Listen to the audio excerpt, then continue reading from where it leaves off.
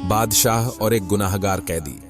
एक बादशाह अपनी रियाया का बहुत ख्याल रखता था और अपने बुजुर्गों की तकलीद करते हुए रोजाना सादा लिबास में शहर की गलियों में घूम फिर कर लोगों के बारे में जानकारी इकट्ठी करता था कि लोग किस तरह जिंदगी गुजार रहे हैं। एक रात बादशाह मामूल के मुताबिक शहर की गलियों में घूम रहा था।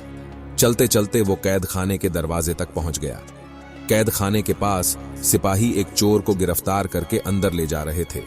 बादशाह ने सोचा, आज कैद खाने के अंदर जाकर देखना चाहिए कि वहां क्या होता है। यह सोचकर बादशाह कैद खाने के दरवाजे के पास पहुंच गया। बादशाह को देखते ही सिपाहियों ने पहचान लिया और ताजीम से सर झुका दिए।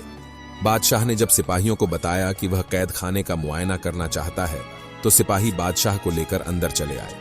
कैदियों को जब पता चला कि बादशाह सलामत खुद चलकर उनसे मिलने आए हैं तो वो सब बादशाह के इर्द गिर्द इकट्ठा हो गए। बादशाह ने बारी बारी उनसे उनके हालात पूछे। बादशाह ने एक कैदी से पूछा, तुम्हें किस जुर्म की सजा मिली है?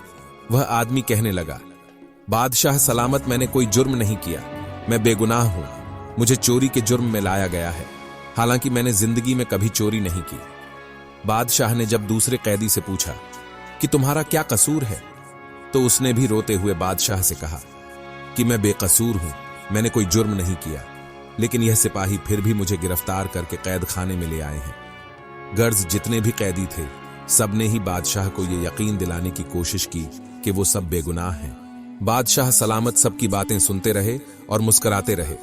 इतने में बादशाह की नजर एक ऐसे कैदी पर गई जो सर झुकाए अलग थलग बैठा था।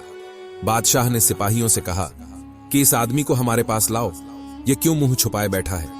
सिपाही जब उस आदमी को बादशाह के पास लाए तो बादशाह ने पूछा, ए नौजवान, क्या बात है, तुम मुंह छुपाए क्यों बैठे हो? उस आदमी ने रोते हुए कहा, बादशाह सलामत, मैं बेहद गुनहगार हूं, मेरे गुनाह ने मुझे इस काबिल नहीं रहने दिया है कि मैं किसी को मुंह दिखा सकूं। बादशाह ने कहा, हमें बताओ तो सही, तुमने क्या जुर्म किया है?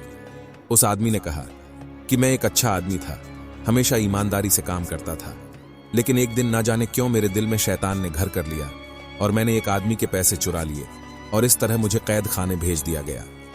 बादशाह ने सोचते हुए कहा, यहां ये सब बेगुनाह हैं सिवाय तुम्हारे, सिर्फ तुम ही ऐसे आदमी हो जिसने अपने आप को गुनहगार बताया है, लिहाजा इतने बेगुनाह लोगों में एक गुनहगार को नहीं रहना चाहिए, मैं तुम्हें रिहा करता हूं।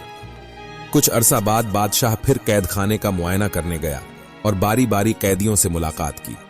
इस दफा हर कैदी ने बादशाह को अपने जुर्म की तफसील बताई।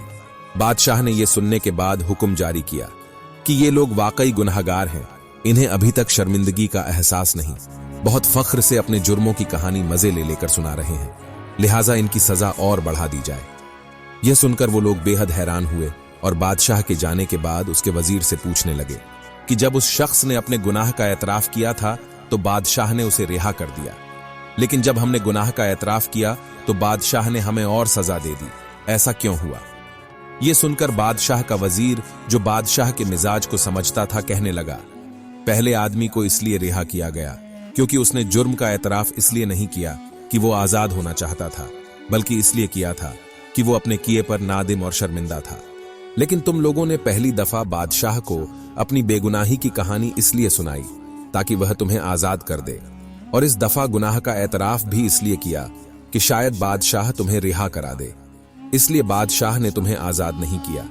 तो दोस्तों, बिल्कुल इसी तरह अगर हमें सच में अपनी गलती या गुनाह का एहसास हो जाए और उस पर नदामत भी हो तो हम सच्चे दिल से माफी भी मांग लेंगे और वो अल्लाह बहुत रहीम व करीम है, यकीनन हमें माफ भी कर देगा, बेशक वो माफ करने वाला है। वीडियो पसंद आई हो तो लाइक कर दें और चैनल पर नए हैं तो सब्सक्राइब कर दीजिए। शुक्रिया।